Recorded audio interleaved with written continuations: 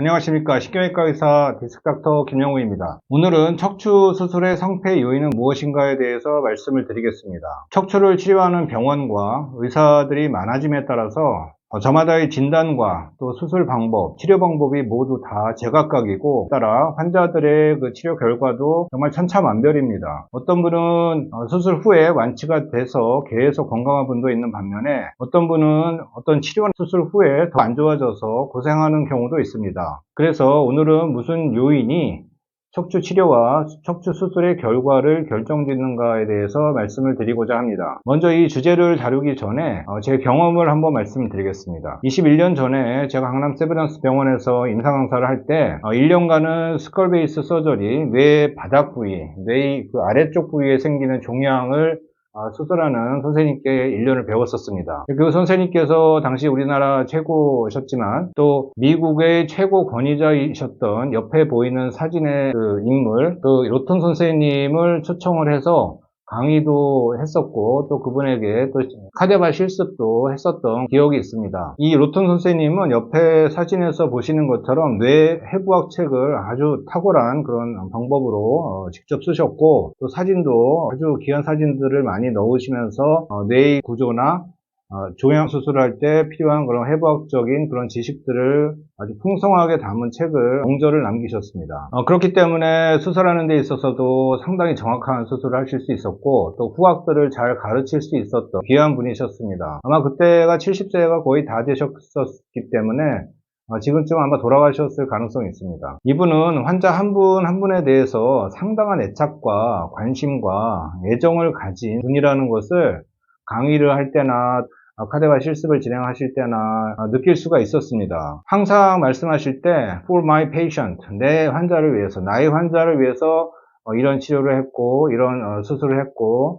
이렇게 좋아진다 라는 표현을 참 자주 하셨는데 그때 제가 30대였지만 참 인상적이었습니다. 그러니까 그 For my patient라는 그런 단어를 들으면서 환자에 대해서 참 정성을 가지고 최선을 다하시는 분이시구나, 참 훌륭한 분이시구나 라는 것을 느낄 수가 있었습니다. 제가 이제 50대가 되고 인생에 대해서 약간 철이 들면서 제가 하는 일의 의미와 또 인생의 의미를 조금씩 더 깨달아 가면서 더 느끼게 되는 것은 그분을 생각할 때마다 환자를 향한 열정, 또 숭고한 정신, 그리고 의사로서의 프로 정신이 어떤 것인가를 다시 한번 생각하며 배우게 되었습니다. 우리나라에 의학이 전해진 때는 1885년 이후에 의료 선교사님들을 통해서 전해지게 되었습니다. 우리나라 사람들이 의학을 발전시킨 것이 아닙니다. 우리나라는 서양의학, 의학에 대해서 전무한 상태였고 무식한 상태였는데 당시 캐나다나 미국에서 훌륭한 의사 선생님들이 본국에서의 안락한 삶을 진짜 그때 의사였으면 최고의 엘리트층이었을 텐데 그런 삶을 버리고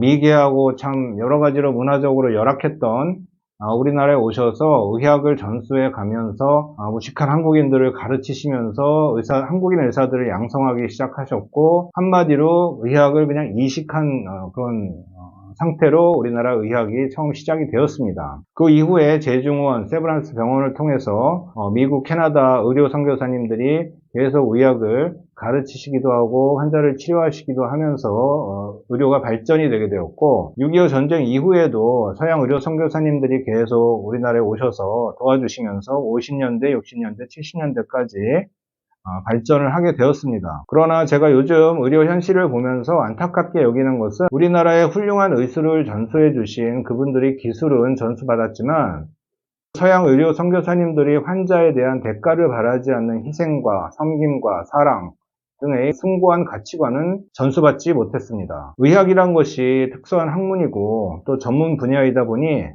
자기가 가진 지식으로 자기 이익을 취하는 일에 심취하는 사람들이 많았던 것은 부인할 수 없는 현실입니다. 환자를 이용해서 자기 목적을 달성하고자 하는 사람이 점점 늘어나는 현실을 볼 때 마음이 참 무겁고 착착합니다. 지금 우리나라의 우수한 학생들이 의대로만 몰리는 현실은 여러 원인이 있겠지만 경제적으로 대부분 안정된 삶을 살기 위해서 하는 것이라고 생각됩니다. 그래서 이런 사람들이 의사가 되었을 때 의료의 본질에 목적은 있고 안 좋은 일들을 하는 모습을 많이 봅니다. 저는 특별히 수술하는 의사들은 위에 예를 들었던 미국의 로턴 선생님과 또 서양의 의료 선교사님들과 같은 자세와 태도와 가치관들을 가져야 한다고 생각합니다. 환자를 아끼고 또 치료와 건강을 위해서 최선을 다하는 자세로 환자를 섬기는 자세가 가장 필요하다고 생각합니다. 이런 숭고한 가치관으로 의학 지식과 임상 경험을 쌓았을 때 비로소 제대로 된 의사가 된다고 생각합니다. 그리고 이런 의사들에게 치료를 받아야 최고의 결과를 얻을 수 있다고 생각합니다. 그러나 슬프게도 의과대학의 교육과정이나 의료계의 현실을 보면 이런 의사들이 양성되기에는 참으로 힘든, 거의 불가능한 상태임을 봅니다. 대학병원이든 개인병원이든 마찬가지입니다. 의사는 참으로 많아지고 있지만 각각 가치관과 진단의 정확도, 치료의 기술, 수술 기술에 매우 큰 차이가 있습니다. 어떤 학교에서 어떤 선생님의 어떤 식으로 배우느냐가 참 중요한 요소 같고, 또 하나는 의사 생활을 하면서 의사 자신의 개인적인 인생관과 또 환자에 대한 직업에 대한 가치관이 치료의 결과를 결정한다고 생각합니다. 21년간 척추 전문의로서 수많은 의사를 보아왔고, 또 저도 많은 척추 수술을 경험을 하면서 나름대로 얻은 척추 수술 후에 좋은 결과를 얻기 위해서 필요한 여러 가지 요소 중에 세 가지만 말씀을 드리겠습니다. 첫 번째로, 환자를 진심으로 위하고 섬기는 자세로 최선의 결과를 얻기 위해 노력하는 의사를 만나십시오. 이런 분들은 환자에게 가장 좋고 효과가 좋은 방법을 선택하고 수술 기술을 발전시키기 위해서 최선을 다하십니다. 두 번째로, 수술 범위는 최소한으로 해야 되고 꼭 필요한 마디만 수술해야 되고 정상 조직은 건드리지 않는 그런 방법을 선택하는 의사를 만나십시오.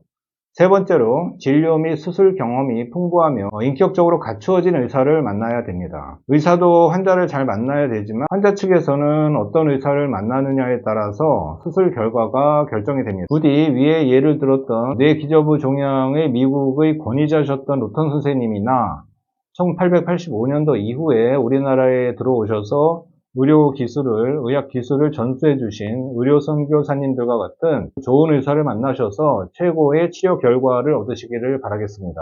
감사합니다.